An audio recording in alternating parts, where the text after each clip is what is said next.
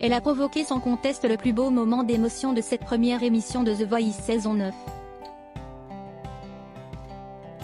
Ce samedi 18 janvier, la chanteuse d'origine irlandaise Maria Cush, aveugle depuis ses 9 ans et maman de 7 enfants, a bouleversé public et téléspectateurs de TF1. Dans un livre publié il y a 2 ans, elle dévoilait certains de ses secrets les mieux gardés. Ce samedi 18 janvier, sur TF1, aux alentours de 23h, un frisson traversa au même moment les corps de tous ceux qui étaient branchés sur la première émission de cette 9e saison de The Voice.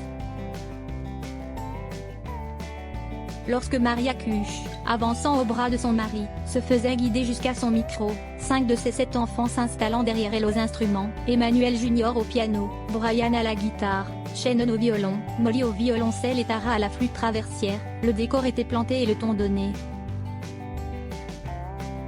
On allait vivre un moment intense. Et on ne fut pas déçu, la chanteuse irlandaise, aveugle et maman de 7 enfants, a bouleversé son monde, et notamment Lara Fabian, choisie pour être sa future coach, dont les larmes se sont peut-être arrêtées de couler aujourd'hui, elle qui a récemment perdu sa mère et qui a avoué que cette chanson la lui rappelait. Atteinte de cécité à 95% depuis ses 9 ans, à cause de la maladie de Stargardt, une maladie héréditaire rare, en 6 semaines, je suis devenue aveugle, a-t-elle confié dans le portrait qui lui était consacré dans l'émission. L'Irlandaise qui vit depuis presque 30 ans en Lorraine avec son mari et ses 7 enfants, a ainsi plongé les jurés dans une grande émotion lors de cette première session d'audition à l'aveugle. Vous nous avez donné une leçon et vous nous faites du bien, l'a ensuite chaleureusement salué Nico Aliagas, dans les coulisses, à sa descente de scène. Vous avez votre place ici en tant qu'artiste et en tant que femme, mère, épouse et lumière. Grâce à vous, nous avons vu autre chose ce soir, a-t-il ajouté, lui aussi très touché par la mère de famille, nombreuse, qui avait repris le chant irlandais au Danny Boy. Elle a déjà participé à The Voice. En Irlande. Loin d'être un accomplissement, cette qualification pour le tour suivant de The Voice France, n'est qu'une suite logique à la passion de Maria.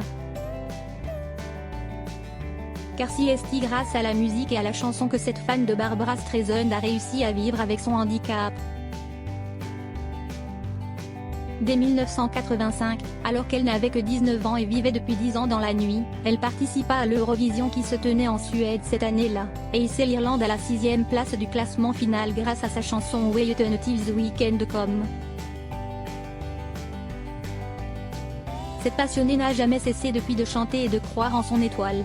Une étoile qui l'a portée jusqu'à l'émission The Voice of Ireland, la version locale, en 2015, où elle fut éliminée lors de l'étape des Battles. L'homme qui l'a élevé n'est pas son père biologique. Mais si est dans son autobiographie, parue en 2018 chez Plomb et intitulée On ne voit bien qu'avec le cœur, que Maria se livre totalement.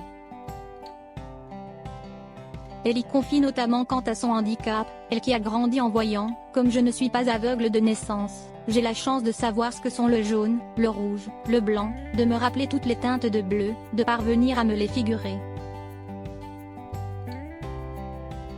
Si mes yeux ne voient plus, j'ai l'avantage d'avoir un cerveau qui, lui, continue de voir à sa façon. Il agit comme un peintre, et ça me console. Mais surtout, elle y dévoile un secret de famille bien gardé. Dans son livre, Maria révèle en effet avoir appris à 9 ans, soit quand sa maladie a été diagnostiquée, une autre nouvelle qui allait aussi changer son existence. L'homme qui partageait la vie de sa mère depuis sa naissance et qu'elle appelait papa n'était pas son véritable père. Une année qui sera charnière pour la future artiste, se retrouvant dans le noir complet, au sens propre comme au figuré. Mais elle a su se relever de tout ça et avancer. Et quand on la voit chanter, belle et pleine de lumière, sur la scène de The Voice, on se dit qu'en plus d'être une chanteuse accomplie, elle est aussi une sacrée femme, tout simplement.